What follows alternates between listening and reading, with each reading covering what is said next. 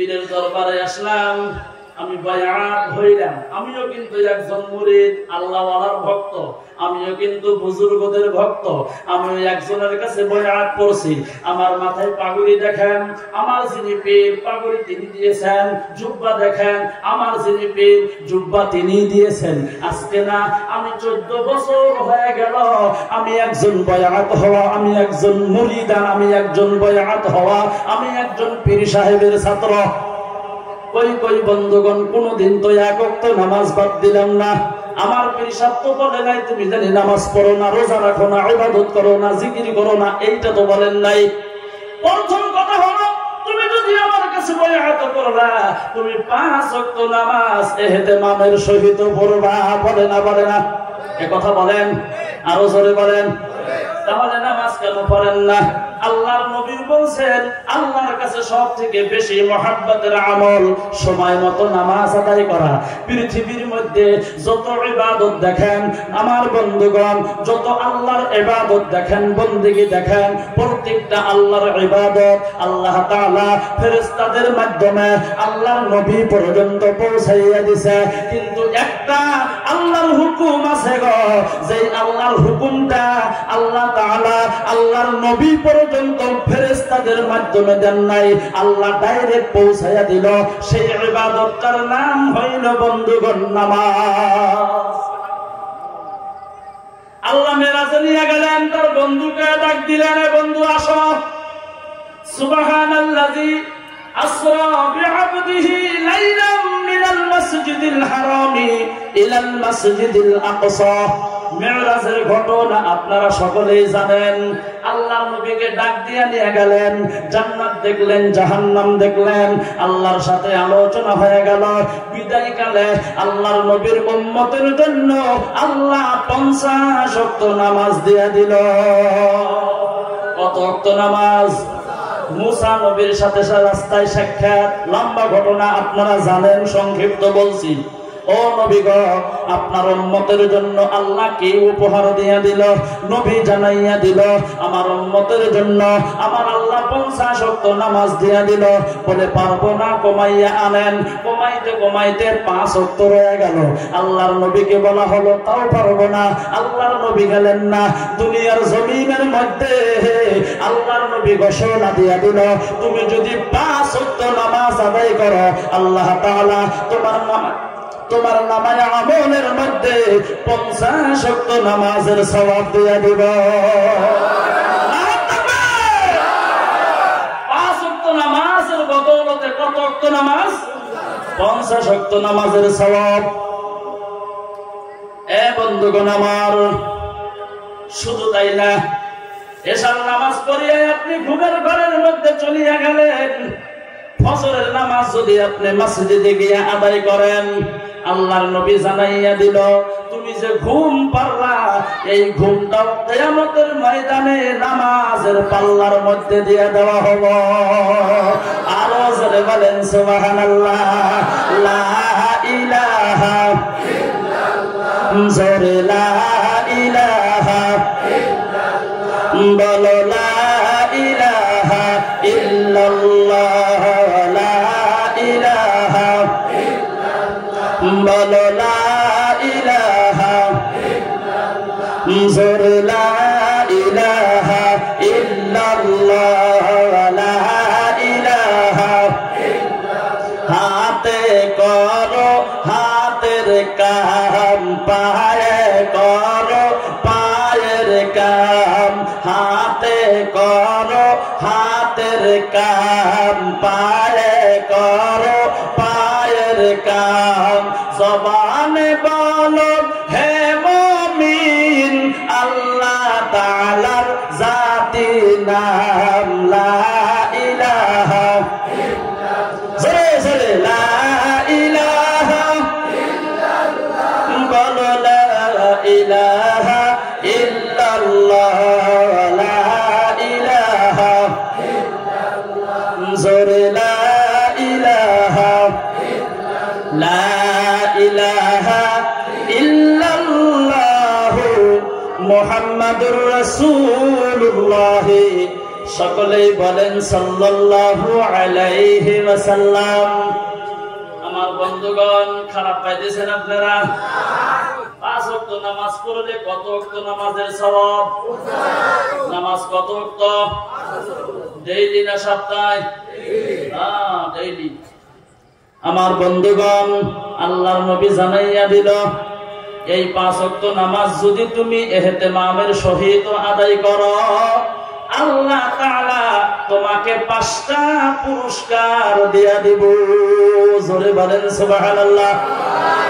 1 number পুরস্কার, আমার বন্ধুগণ, রিজিকের জিম্মাদারি আল্লাহ তাআলা নিজেই গ্রহণ করিয়া নিব। রিজিকের দায়িত্ব আল্লাহ নিজেই গ্রহণ করব। রিজিকের জিম্মাদারি যদি আল্লাহ গ্রহণ করে, আমার আপনার কোনো চিন্তা আছে গো? লম্বা কথা সংক্ষিপ্ত বলি, সময় কম। 2 নাম্বার পুরস্কার, আমলনামা ডাইন হাতের মধ্যে দিয়ে দিব। কঠিন কিয়ামতের দিন যারা জান্নাতে যাইব, তাদের আমলনামা বন্ধুগণ ডাইন হাতের মধ্যে থাকবে। 5 ওয়াক্ত নামাজ পড়লে আল্লাহ আমলনামা ডাইন হাতের মধ্যে দিয়ে দিব। 3 নাম্বার পুরস্কার, ফুলসিরাতের রাস্তাটা আল্লাহ বিজুলি আকারে পার করিয়া দিব। 4 নাম্বার পুরস্কার, কবরের আযাব আল্লাহ তাআলা মাফ করিয়া দিব। 5 নাম্বার পুরস্কার, আল্লাহ তাআলা বিনা হিসাবে জান্নাতে দিয়া দিব। আমার বন্ধুগণ, তাহলে 5 ওয়াক্ত নামাজ পড়ার দরকার আছে না নাই? আরো জোরে বলেন। আজকে এই বুজুর্গদের মাহফিলে, পীর মুর্শিদের মাহফিলের মধ্যে আমরা একটা ওয়াদা করব, আল্লাহ গো যতদিন দুনিয়ার জমিনের মধ্যে থাকবো, আজকে থেকে তোমার হুকুম 5 ওয়াক্ত নামাজ বাদ দিব না। এই ওয়াদাটা করা যাইব কি যাইব না? আরো নাহে বলেন, যাইব না যাইব না? হাত তুলে আল্লাহকে দেখাইয়া দেন, বলেন রব্বুল আলামিন, বলেন আল্লাহ, যতদিন বেঁচে থাকবো তোমার হুকুম 5 ওয়াক্ত নামাজ বাদ দিব না। আল্লাহ কবুল করেন, বলেন আমিন। ও বন্ধুগণ আমার, এইটা যদি মানেন, আজকে এই মাহফিল সাকসেস। একটা ইবাদত যদি মানেন, এই হুকুমটা যদি মানেন, এই কামটা যদি বাড়িতে নিয়ে যাইতে পারেন, 5 ওয়াক্ত নামাজ পড়বেন, আপনিও কবুল, মাহফিলও কবুল, আমরাও কবুল, বলেন সুবহানাল্লাহ। হে বন্ধুগণ আমার, গতিকে 5 ওয়াক্ত নামাজ পড়বো, জোরে বলেন ইনশাআল্লাহ। ইনশাআল্লাহ কিন্তু জোরে নাই, ইনশাআল্লাহ। মানে ভাবতেছেন জোরে কইবেন, ভর্তি করা নাকি নাকি আবার? ইনশাআল্লাহ কিন্তু বরকত আছে, বরকত আছে না গো? আশরাফ আলী থানভী রাহমাতুল্লাহ আলাইহি, যাকে হাকিমুল উম্মত বলা হয়, আমার বন্ধুগণ ধরে নেন চাম্পুপাড়া বাজার, গরুর বাজার আছে না নাই? গরুর বাজার আছে। এ বন্ধুগণ আমার, ধরে নেন আপনাদের, এ বন্ধুগণ, এই ভাউরিয়া পিঠা, বাউরিয়া পিঠা, ধরে নেন এই বাউরিয়া পিঠার একজন গরুর ব্যাপারী চাম্পুপাড়া বাজারে গরু কেনার জন্য যায়। উদাহরণ দিলাম, হুজুরের সাথে সাক্ষাৎ। হুজুর ভাবতেছেন ব্যাপারী কই যায়, সালাম দিয়ে মুসাফা করিয়া বলছে, ব্যাপারী ভাই কোথায় যাও? গরু কেনার জন্য যাই। গরু কেনার জন্য যাও? ইনশাআল্লাহ তো বললাম না। গরুর ব্যাপারী বলে, আমার টাকা দিয়ে গরু কিনবো, আমি ইনশাআল্লাহ কেন বলবো? কথা বোঝা যায় তো? আমার টাকা দিয়ে গরু কিনবো, ইনশাআল্লাহ গরু কে? হুজুরে মনে মনে করে সর্বনাশ, কারে কি শিখাইলে? ইনশাআল্লাহ কাউ কাউ না কাউ না, আমার কি হবে? গরুর বাজারে গেছে। গরুর বাজারে পকেট মার বেশি থাকে না কম থাকে গো? এ বন্ধুগণ আমার, মানুষটা খুব সুন্দর, গরু একটা পছন্দ হয়ে গেছে। পকেট মার নতুন বেলেট কিনাই না, পাঞ্জাবির পকেট কাইটা টাকা নিয়ে গেছে। গরুর ব্যাপারী জানেন না, গরুর দাম দর মিটান শেষ হয়ে গেল। মালিক বলতেছেন, ব্যাপারী গরু টেহা দেন। টাকার জন্য পকেটে হাত ঢুকাইয়া দিল। হাতটা নিচের দিকে যায় আর যায়, যায় আর যায়, হাত আর থামে না। ব্যাপারী মনে মনে কয়, পকেট এত লম্বা হইল কেন? জীবনে তো কোনোদিন এত লম্বা পকেট দেখি নাই। লক্ষ্য কইরা দেখে, পকেটের টাকা জেরিয়া ছিল, ব্যক্তি চোরে ডাহাইতি কইরা নিয়ে গেছে। মানুষটা বগা কালা কুকুরা হয়ে গেছে গা। গরুর মালিক ডাক দিয়া কয়, ব্যাপারী ভাই কালা হইলেন কেন? কইতে হারাইছি ইনশাআল্লাহ।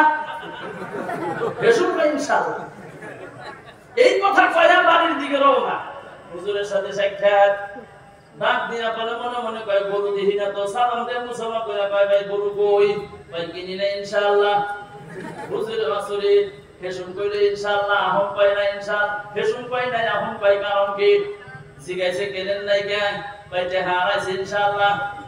কিবা করে হারাইছে? ভাই জানি না ইনশাআল্লাহ। আহম কই যান? ভাই বাড়িতে যাই ইনশাআল্লাহ। বাড়িতে যা কি করবেন? রাগ কোনা নাই কথা বলেন। এদিকে টেহা হারাইছে ঘুমালা, বাড়িতে যা কি করবেন? রাগের সাথে ভাই কি করি করব ইনশাআল্লাহ। তারপরে ইনশাআল্লাহ ছাড়েন না।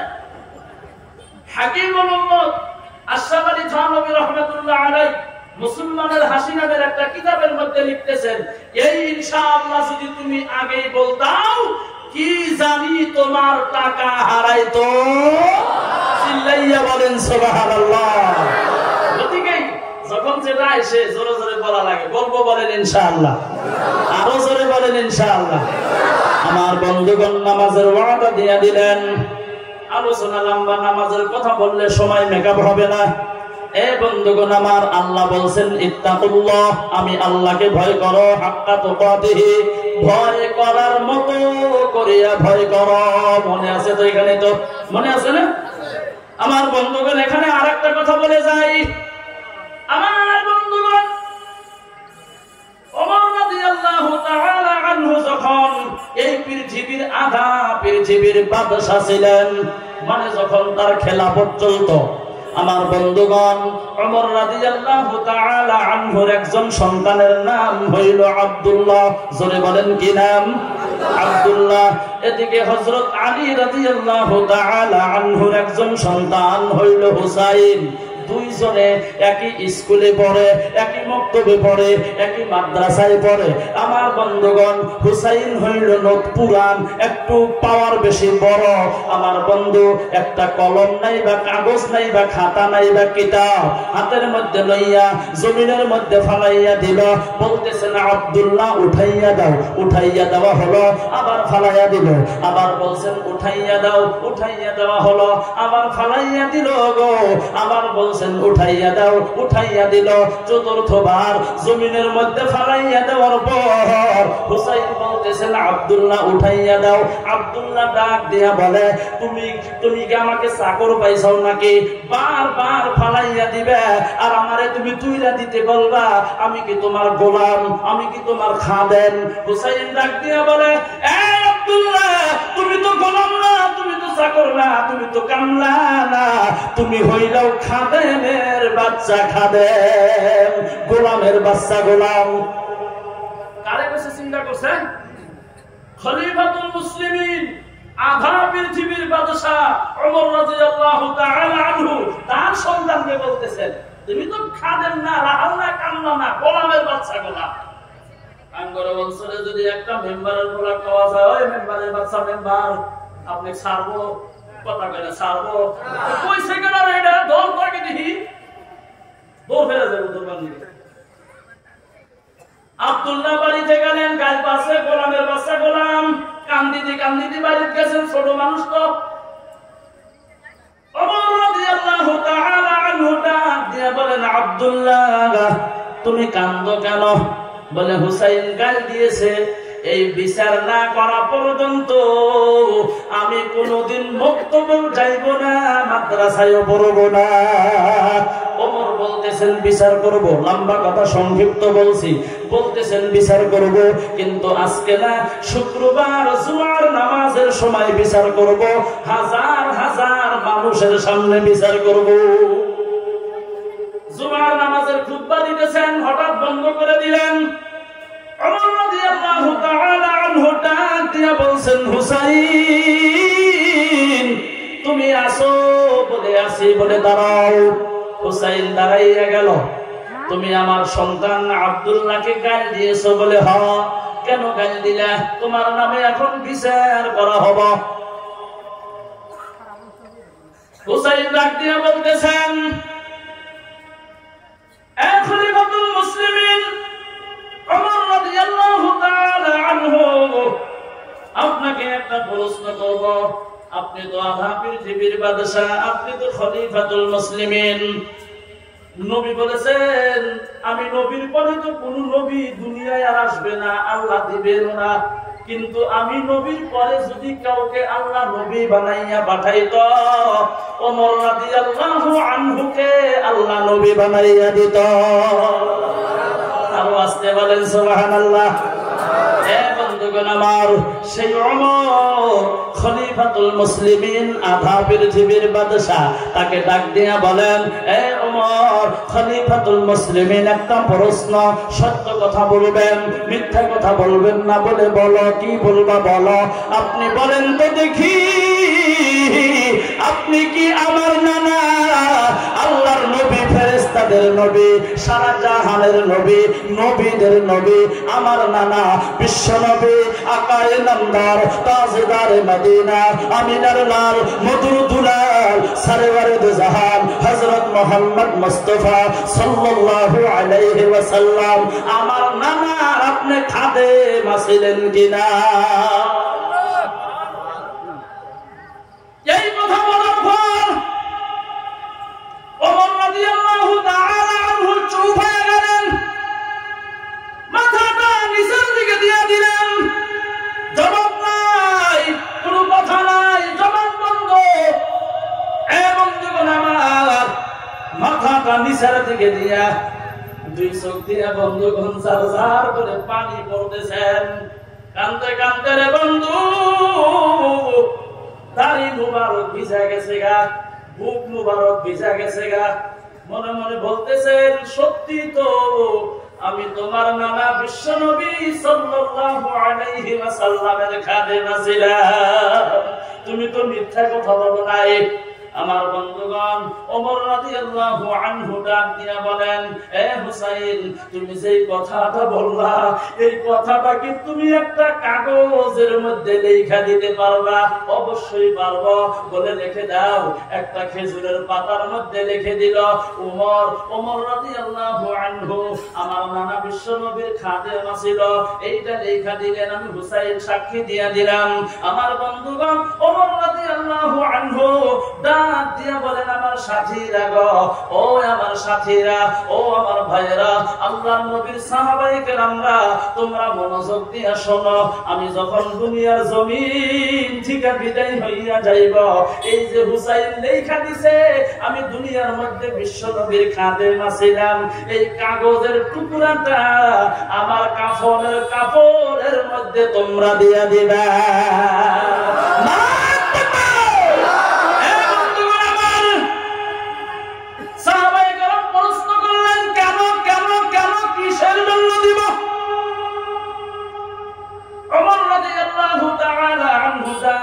বলতেছেন দিবা, তার কারণটা হইল কঠিন কিয়ামতের দিন আল্লাহ তাআলা যদি আমাকে প্রশ্ন করে, আমি যদি আল্লাহর প্রশ্নের জবাব দিতে না পারি, ফেল যদি হইয়া যায়, আল্লাহর ফেরেশতারা যখন আমাকে বলবে মান রব্বুকা মান দীনুকা ওয়া মান নাবিয়ুকা, তোমার রব কেডা, তোমার দ্বীন কি, তোমার নবী কে, আমি যদি প্রশ্নের জবাব দিতে না পারি, আল্লাহ তো আমাকে জাহান্নামের মধ্যে দিব।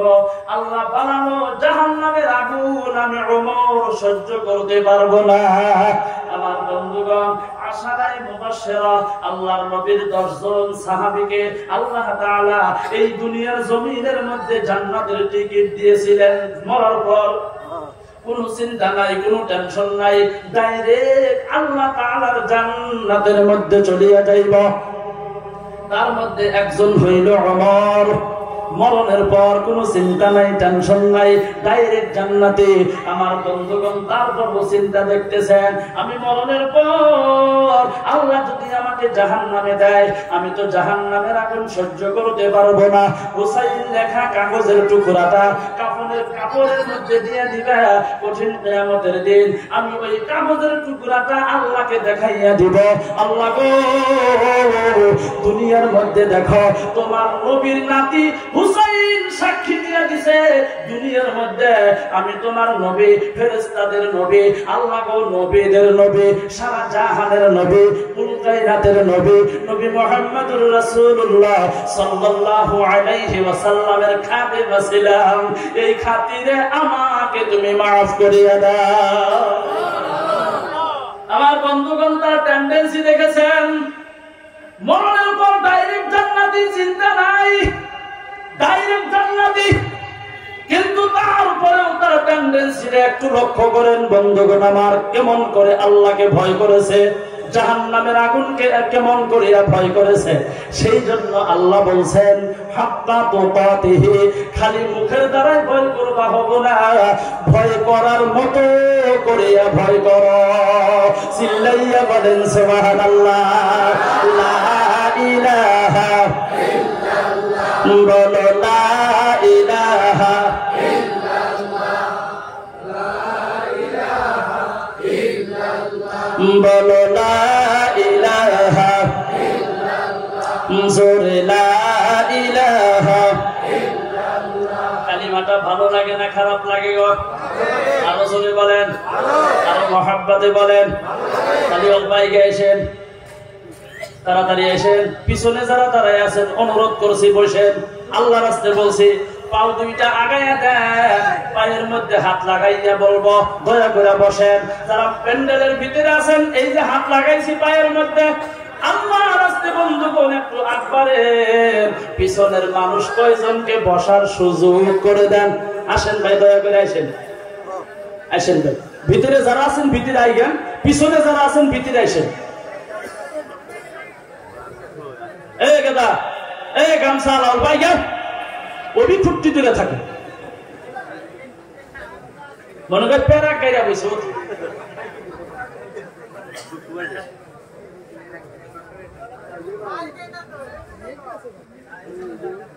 কালিমাটা ভালো লাগে না খারাপ লাগে গো? আরো জোরে বলেন। বন্ধুগণ আমার, মুসা নবী নাম শুনছেন? মুসা নবী, মুসা আলাইহিস সালাম আল্লাহকে বলছিলেন একবার, আল্লাহ আমাকে একটা কালিমা শিখাইয়া দাও, একটা বাক্য শিখা দাও, একটা কথা শিখাইয়া দাও, যেই কথাটা পৃথিবীর কোন মানুষে জানে না, আনকমন যাতে হয়। যেমন কমন হইল 9954, একটা নাম্বার ছিল না, এটা কমন। 9864 এটা কমন, 9854 কমন, 9101 কমন। এরকম কমন না, আনকমন যাতে হয় এমন একটা কালিমা, এমন একটা বাক্য শিক্ষা দাও। আল্লাহ বললেন রে মুসা, তুমি বেশি বেশি করে পড়ো লা ইলাহা ইল্লাল্লাহ, জোরে লা ইলাহা ইল্লাল্লাহ। মুসা নবী আল্লাহকে বললেন, মাবুদ আমি তোমারে বললাম একটা আনকমন কালিমা, আনকমন বাক্য শিক্ষা দাও, যেই কালিমাটা পৃথিবীর কোন মানুষে জানে না। আল্লাহ জানাইয়া দিলেন, মুসা আমি যেই কালিমাটা তোমারে বাক্যটা শিক্ষা দিলাম, এই কালিমাটার কত দাম, কত দাম তা তো তুমি জানো না। মুসা নবী জানাইয়া দিল, আল্লাহ এই কালিমার কত দাম তুমি একটু জানাইয়া দাও। আল্লাহ তাআলা বললেন, এ মুসা এই কালিমাটা যদি তুমি একটা কাগজের টুকরার মধ্যে যদি তুমি লেখো, এই কাগজের টুকরাটা যদি একটা পাল্লার মধ্যে রেখে দাও, দুনিয়ার মধ্যে তুমি যত যাহা কিছু দেখতেছ সমস্ত কিছু যদি অপর পাল্লার মধ্যে রেখে দাও, তুমি দেখবা এই কালিমার ওজনটা ভারী হয়ে গেছে। আরো জোরে বলেন সুবহানাল্লাহ। আমার বন্ধুগণ, তাহলে কালিমা পড়া দরকার আছে না নাই? একটা জবান বন্ধ রাখবেন না। আল্লাহর নবী জানাইয়া দিল, কোন ব্যক্তি যদি মওতের সময় কালিমা জবান দিয়া বাহির হয়, মরণের সময় এই জবান দিয়া যদি কালিমা বাহির হয় লা ইলাহা ইল্লাল্লাহ মুহাম্মাদুর রাসূলুল্লাহ সাল্লাল্লাহু আলাইহি ওয়াসাল্লাম পড়তে পড়তে যদি ইন্তেকাল হয়, আল্লাহর নবী জানাইয়া দিল ডাইরেক্ট জান্নাতে। হুজুরে বলেন সুবহানাল্লাহ। লা ইলাহা ইল্লাল্লাহ, বলো লা ইলাহা ইল্লাল্লাহ, লা ইলাহা ইল্লাল্লাহ, আরো জোরে লা ইলাহা ইল্লাল্লাহ,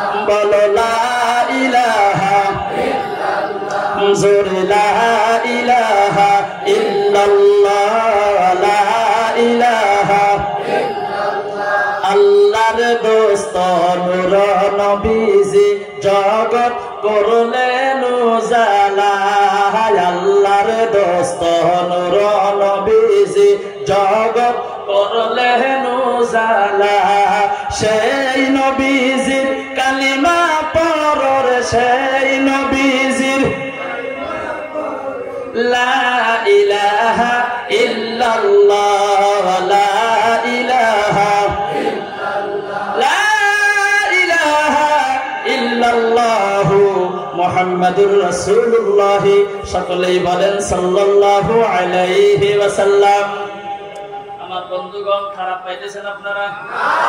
আমি বলছিলাম 11:30 পর্যন্ত কথা বলবো, 11:15 বাজে আর 15 মিনিট আছে, টাইম আছে এখনো। খারাপ পাইতেছেন না তো?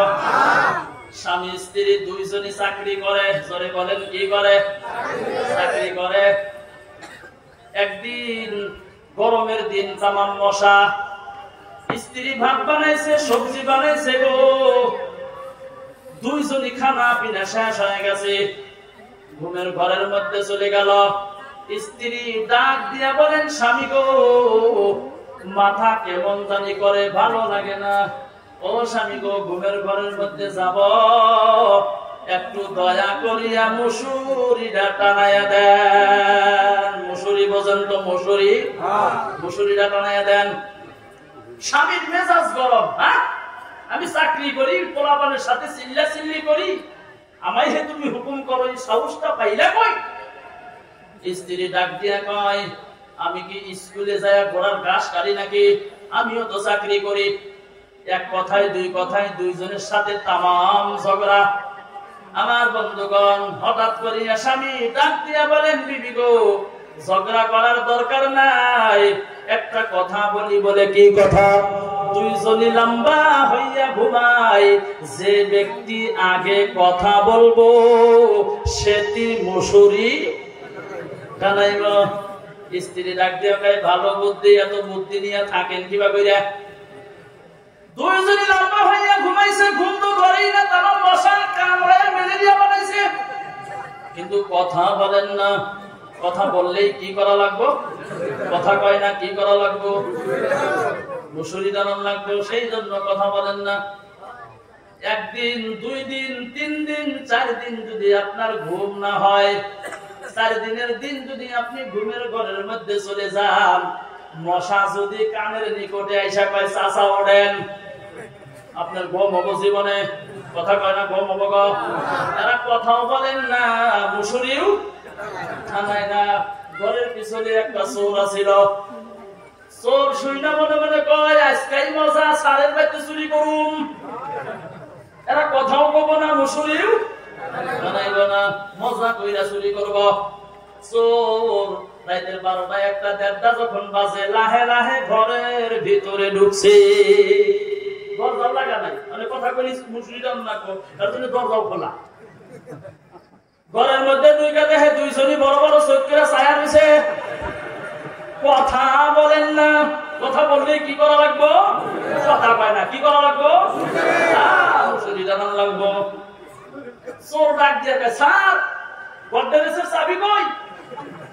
কথা কয় না, খালি চা থেকে দেহে। চোরে করে কি? কথা কইলে কি করা লাগে? চোর লক্ষ্য কইরা দেখে গডরেজের চাবিটা ওই সুকেসের উপরে, চাবিটা থামড়া দিয়ে নিছে। গডরেজটা খুলছে, ভালো ভালো কাপড় চোপড়, হীরা মানিক মুক্তা যাহা কিছু আছিল সমস্ত কিছু একটা রুমালের মধ্যে বান্ধিছে। রুমালের মধ্যে বান্ধা ঘাড়ের মধ্যে লইয়া বাড়ির দিকে রওনা হয়ে গেল। যাওয়ার সময় লক্ষ্য কইরা দেখে ওই গডরেজের এক সাইডে এক বগলে এক কিনারায় স্ত্রীর গলার সোনার চেন একটা আছে। জোরে বলেন চোর ওই সোনার চেনটা নিয়ে যাইব না রাইখা যাইব? কারণ চোরের কাছে তো হসুর বাড়ি উপর, তার তো বকপিট নাই, পাইছে ধই দিছে চুমু, খাওয়ার পরে যে এটা চুন আছিল, গলামালা পুইরা সর্বনাশ। যেই মাত্র চোর সোনার চেনের মধ্যে হাত লাগাইয়া দিছে না, স্ত্রীর পায়ের রক্ত সিরিক দিয়া মাথায় উঠিয়া গেছে। স্ত্রী ডাক দিয়া কয়, স্বামী গো জিদ করা লাগে না, জিদ করা হারাম। উলামায়ে কেরাম বলছেন, আপনি কি শোনেন নাই? আমার গলার সোনার চেন নিয়ে যায়, আপনি তো কিছুই বলেন না। স্বামী ডাক দিয়া কয়, বিবি গো, আগে মুসুরিটা নাও।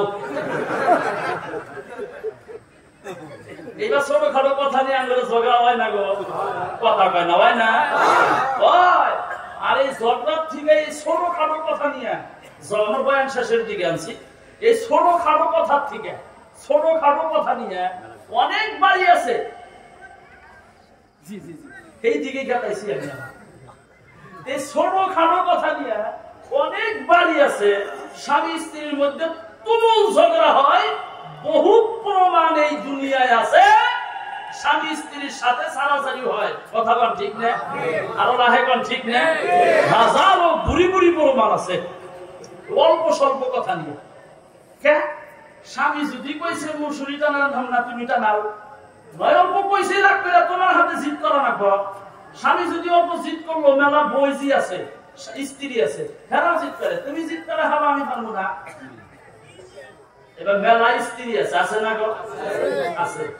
আর এইবার জিদের দিকে, এইবার জিদ করার দিকে আজকে দুনিয়ার মধ্যে লক্ষ্য করে দেখেন, দুনিয়ার মধ্যে ভালো করে তাকাইয়া দেখেন, স্ত্রী যদি ভালো হয় তাহলে একটা বাড়ি ভালো হয়। কথা বল ঠিক না?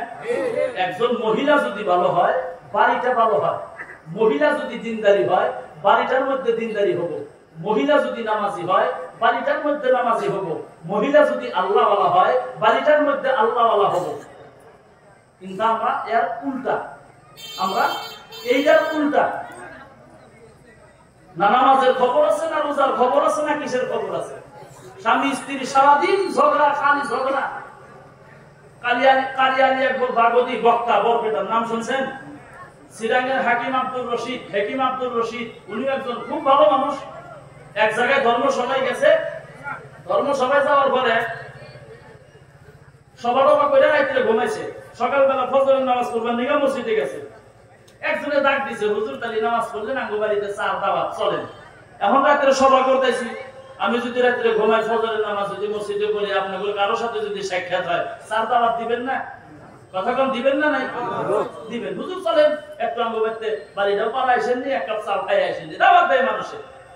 তো কালিয়ালি একবার পার্বতী হুজুর আর হাকিম আব্দুল রশিদ হুজুর দুইজনে ফজরের নামাজের পরে একজনে চার দাওয়াত দিছে, রাস্তা দিয়ে যায়। যাওয়ার সময় দেখে ছোট্ট একটা বাচ্চা রাস্তার মধ্যে খেলাধুলা করে। এত সকালে 5-6 বছর বয়স হবো বা 4 বছর হবো, রাস্তায় খেলা।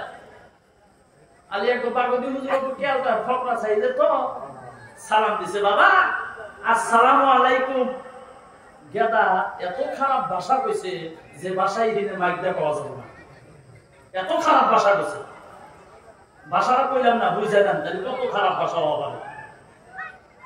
বাড়িতে মা দুয়ার ঝাড়ু দিতেছেন, মার কানে আওয়াজ গেছে, হুজুরে সালাম দিলে তুই কইলি গিয়ে দেখ, দৌড় বাইরে এসে গেদা হে দইলা এগালে থাবু সমানে মারে। আলী একবার বাগদি হুজুর ডাক দিয়া কয়, মা ছেলে হে মারছেন কেন? এটা তো ছেলের দোষ না, ছেলে হে মারেন কেন? এটা তো আপনার বলে দোষ বাড়িতে, আপনারা বাড়িতে চাপার ফ্যাক্টরি খুলছে। আমি কিন্তু হাসার জন্য কথাটা বলি নাই, আপনারা বাড়িতে চাপার ফ্যাক্টরি খুলছে। সারাদিন বাড়ির মধ্যে স্বামী স্ত্রী যেই ভাষাগুলো প্রকাশ করেন, ওইটা তার আয়ত্ত হয়ে গেছে, ব্রেনে ঢুকে গেছে। ভাবছে সালাম দিলি কোথায়, এইটাই কওয়া লাগবে। ভাই কোন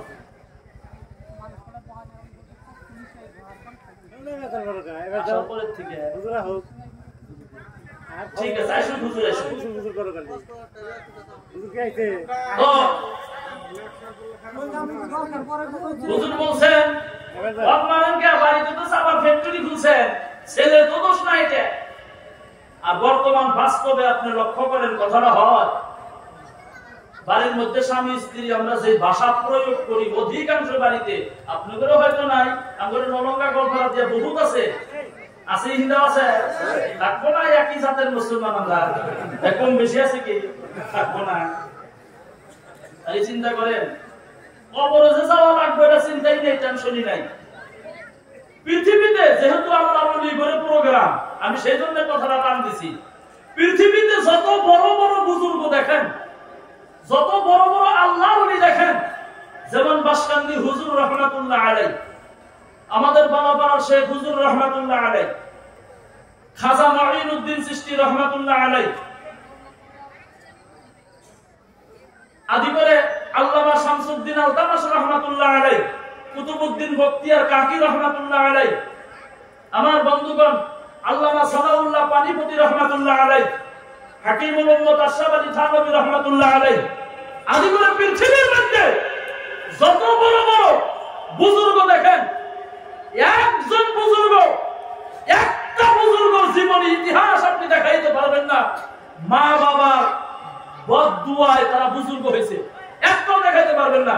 প্রত্যেকজন বুজুর্গ, প্রত্যেকজন আল্লাহর ওলি আমার বন্ধুগণ মা বাবার দুয়ার বা বরকতে হয়েছে। সুবহানাল্লাহ। এটা হাজার হাজার কোটি কোটি বুড়ি বুড়ি প্রমাণ আছে। মা বাবার দুয়া ছাড়া, মা বাবার আশীর্বাদ ছাড়া, মা বাবার আমার বন্ধুগণ দয়া ছাড়া, দুয়া ছাড়া একজন আল্লাহর ওলি খাস আল্লাহর বান্দা হইতে পারেন নাই। আজকে হুজুর মাননীয় সভাপতি, এনার কিন্তু সব থেকে পাওয়ার বেশি। আমি বক্তব্য দিতেছি, ইচ্ছা করলে কিন্তু হুজুর আমার বক্তব্য এক্ষুনি বন্ধ করে দিতে পারবো না? পাওয়ার বেশি, সম্মানীয়। এনাকে আল্লাহ এখানে বসার আসন দিলেন, কারণ কি? আমি আব্দুল খালিক নলঙ্গা গলপাড়া থেকে এসে আপনাদের সামনে কথা বলতেছি, এর পিছনে কারণ কি? আপনারা মাহফিলে বসে আছেন, এর কারণ কি? অনেকে রাস্তাঘাটে ঘুরতেছেন, দোকানে আছেন, কি মহিলা কি পুরুষ একসাথে ঘুরতেছেন, রাস্তায় যান আপনি এখন দেখবেন পুরুষের থেকে মহিলা বেশি, পুরুষের থেকে মহিলা বেশি। ওইখানে আমার বোন আছে, আমার মিয়া আছে, আমার মা আছে, আমার চাচি আছে, আমার ভাস্তি আছে, আমার ভাগ্নি আছে। এই বাজারে ঘুরতেছেন, পুরুষের থেকে মহিলা বেশি। তারা কেন বসতে পারতেছেন না, কেন আসতে পারতেছেন না, এর কারণ কি? আমার বন্ধুগণ, আমি জানি না হুজুরের জীবনী, কিন্তু একটা কথা আমি গ্যারান্টির সাথে বলতে পারি, হুজুরের সভাপতির আসন অলংকৃত করতে পারছেন, আল্লাহ দিছেন, তার এত সম্মান দিছেন, তার মূল কারণ হইল এনার পিছনে এনার মা বাবার দোয়া আছে, তাই এত সম্মানীয় আসন পাইছেন। আমি আব্দুল খালিক আজকের থেকে 10-12 বছর আগে ইটা বাটার লেবার ছিলাম, আমি নিজে যা করছি তাই বললাম। আমি আব্দুল খালিক 10-12 বছর আগে বাজারে বাজারে মোটরসাইকেল দিয়ে কাপড়ের দোকান করতাম। আজকে বছরে কমসে কম 150টা প্রোগ্রাম করি, আল্লাহ নেন, ত্রিপুরা থেকে কলকাতা পর্যন্ত। এই পিছনে, এই সম্মান দেওয়ার পিছনের মূল মানুষটা আমার দরদের বাবা, আমার দরদের মা। আমি যখন মাদ্রাসায় পড়ি, গোলপাড়া মাদ্রাসায় পড়ি ছোটবেলায়, আমার বাবা অত্যন্ত গরিব ছিলেন, আমার টাকা দিতে পারেন নাই। পরাঙ্গলে বাড়ির থেকে আমি যে মাদ্রাসায় পড়ি, প্রায় 40 কিলোমিটার রাস্তা, 30 কিলোমিটার রাস্তা, আনুমানিক কিছু কম বেশি হইতে পারে। বাবা প্রত্যেক মাসে একবার গাড়ি দিয়ে যাইতে পারেন নাই, ফজরের নামাজের আগে রওনা, হাইটে হাইটে গেছেন, মাদ্রাসায় যায় ফজরের নামাজ পড়ছেন, নামাজের পরে সাক্ষাৎ হয়েছে, সালাম কালাম মুসাফা হওয়ার পর পকেটে হাত দিয়ে 10টা টাকা বের করে দিয়েছেন, মাত্র 10 টাকা। আব্দুল খালিক থাকো যাই, বাবা চা খাইয়া যান, টাইম নাই, আবার যায় হাজিরা ধরা লাগবে, না ধরতে পারলে বাড়িতে সকলে না খাইয়া থাকবে। এটা খালি আমার জীবনী না, আপনি চোখ বুঝে লক্ষ্য করেন আপনার মা বাবার অতীত কেমন ছিল। এটা খালি আমার একা না, আমি আমারটা বলছি, আপনারটা মনে করেন আপনি। আমার বন্ধুগণ, বাবা হাজিরায় যাইতে একদিন কামলা না দিলে মাটি কাটা হাজিরা করতো, যদি একদিন না দিতে পারছে না খাইয়া থাকা লাগছে। আমার বাড়ির অবস্থা এমন ছিল, হাজিরায় যাইতে যদি কোনোদিন দেরি হয়েছে, অন্যান্য কামলারা বলছে এত দেরি করলা কেন? বাবা বলছেন আমার আব্দুল খালিক মাদ্রাসায় পড়ে, আমি পয়সা দেওয়ার জন্য গেছিলাম। অন্যান্য কামলারা বলছে তুমি মাঝে মধ্যে খালি বাহানা করো, তাই না, কামলা না দিবার মন্দিরে আইসো না, বাহানা করো না।